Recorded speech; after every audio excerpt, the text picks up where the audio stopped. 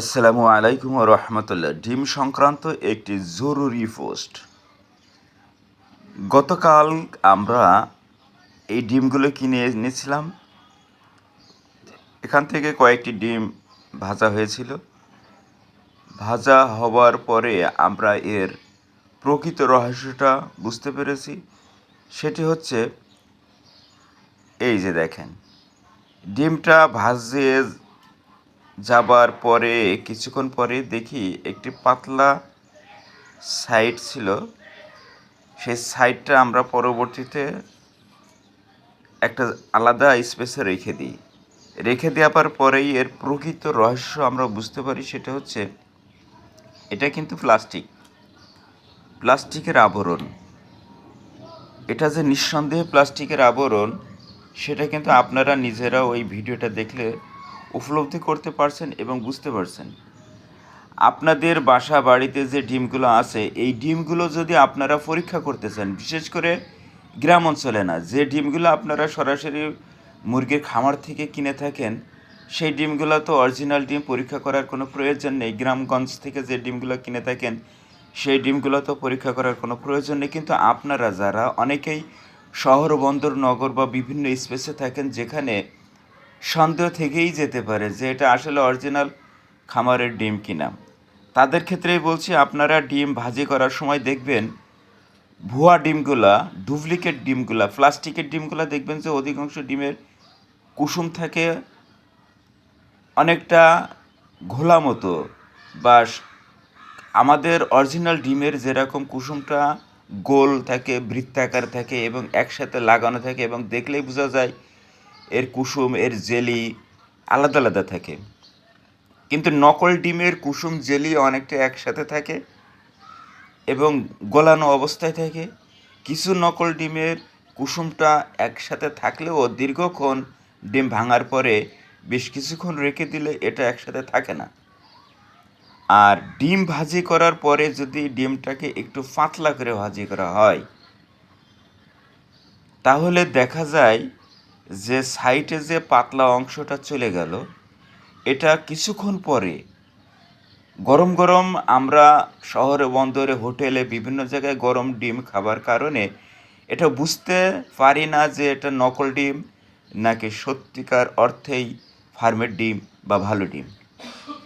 কিন্তু যদি কিনা একটু পরবর্তীতে এটা খাওয়া হয়, তাহলে এর আসল রহস্য বোঝা যায়। 5 মিনিট 10 মিনিট পরে যদি ভাজা ডিমটা আপনারা পরীক্ষা করতে চান, তাহলে দেখবেন সাইডে কিছু অংশ এরকম শক্ত আবরণে পরিণত হয়েছে এবং সেটা ভাঙা যাচ্ছে না, ছেঁড়া যাচ্ছে না, টানলে লম্বা হচ্ছে, বা স্বাভাবিক ডিমের থেকে একটু ভিন্ন রকম হচ্ছে। আমি এই অংশটাকে গতকালকে ভেজে একটা বাটির উপরে রেখেছিলাম। আজকে এটা হাত দিয়ে দেখি পরিপূর্ণরূপে এটা প্লাস্টিকের একটা আবরণে পরিণত হয়েছে। এটা যদি আমরা খাই, তাহলে আমাদের অবশ্যই মারাত্মক ধরনের শারীরিক সমস্যা হবে এবং হতেই থাকবে। তো আমাদের এক্ষেত্রে করণীয় কী? আমাদের করণীয় একটাই, সেটা হচ্ছে এই জাতীয় অসাধু ডিম ব্যবসায়ীদেরকে আইনের আওতায় দেওয়া। যদি আমাদের শক্তি সামর্থ্যে তেমন কিছু সম্ভব না হয়, তাহলে এই ডিম খাওয়া থেকে সম্পূর্ণরূপে নিজেদেরকে বিরত রাখা। কারণ জেনে শুনে বুঝে নিজেদের দেহে মরণব্যাধি, ক্যান্সার সহ মারাত্মক রোগের জীবাণু প্রবেশ করানোর কোনো মানেই হয় না। আর এই প্লাস্টিকের এই যে আবরণগুলো পেটের ভিতরে থাকার পরে অনেক সময় দেখা যাচ্ছে যে এটা হজম হতে চায় না, হজম হবেও না বা হজম হতে দেরি হবে। তখন পাকস্থলীতে বিভিন্ন ধরনের রোগ হতে পারে, যেটা আমাদের জীবন নাশের হুমকি স্বরূপ হতে পারে। তাই সকলের প্রতি আহ্বান, জেনে বুঝে ডিম খান এবং এই জাতীয় ডিম খাওয়া থেকে নিজেদেরকে বিরত রাখুন, নিজের পরিবার পরিজনকে বিরত রাখুন।